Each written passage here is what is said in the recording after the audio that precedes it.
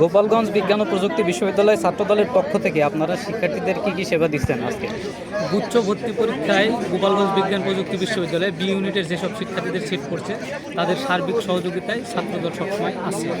তাদের সার্বিক সহযোগিতা করার জন্য তাদের যে খাবারের জন্য সুপ্রিয় পানির ব্যবস্থা করা হয়েছে, তারা যদি কেউ অসুস্থ হয়ে পড়ে তাদের জন্য খাবার, স্যালাইন, তারপর যে বিভিন্ন রকমের খাবার, যে ওষুধের ব্যবস্থা করা হয়েছে।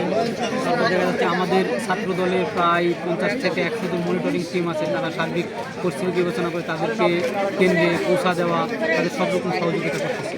তাদের নবীন যে ভর্তি ইচ্ছুক শিক্ষার্থীরা আসবে এবার ক্যাম্পাসে ভর্তি হবে, তাদের উদ্দেশ্যে একজন ছাত্রনেতা হিসেবে আপনার কি বার্তা থাকবে? নবীন যে ভর্তি শিক্ষার্থী যারা ভর্তি পরীক্ষায় অংশগ্রহণ করে চান্স পাবে, তারা যারা ভর্তি হবে আমাদের বিশ্ববিদ্যালয়ে, তাদের উদ্দেশ্যে আমার বার্তা থাকবে এটাই যে তারা সর্বপ্রথম নিজেদের লেখাপড়া ঠিক রাখে।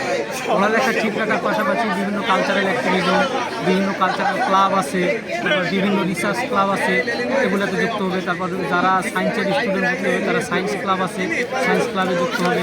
তারা মানে এরকমভাবে যে কোনো কালচারাল প্রোগ্রাম, যে কোনো অ্যাক্টিভিজম তারা চালা যাবে। আর যদি আমি নবীন শিক্ষার্থীদের কাছে এটা আশা করবো, যদি তারা ছাত্রদলের কার্যক্রম দেখে মনে হয় যে না, ছাত্রদল শিক্ষার্থীদের কল্যাণে কাজ করতেছে, ছাত্রদল দেশ সেবার জন্য কাজ করতেছে, আমি তাদের কাছে আশা করব যে তারা ছাত্রদলের সাথে সম্পর্ক করবে। কেননা ছাত্রদল আমরা বিভিন্ন সেমিনার করে থাকি, যে সেমিনারের মাধ্যমে আমরা বিভিন্ন ক্যারিয়ার ডেভেলপমেন্টের প্রোগ্রাম বিভিন্ন করে থাকি, যে কীভাবে ক্যারিয়ার ডেভেলপ করা যায়, কীভাবে মানুষের কল্যাণ করা যায়, কীভাবে শিক্ষার্থীদের কল্যাণে কাজ করা যায়। সুতরাং আমি এগুলো কারণে যদি তারা মনে করে যে ছাত্রদল শিক্ষার্থীদের কল্যাণে কাজ করতেছে, আমি আশা করি তারা ছাত্রদলের সঙ্গে সম্পৃক্ততা হবে। ধন্যবাদ আপনি।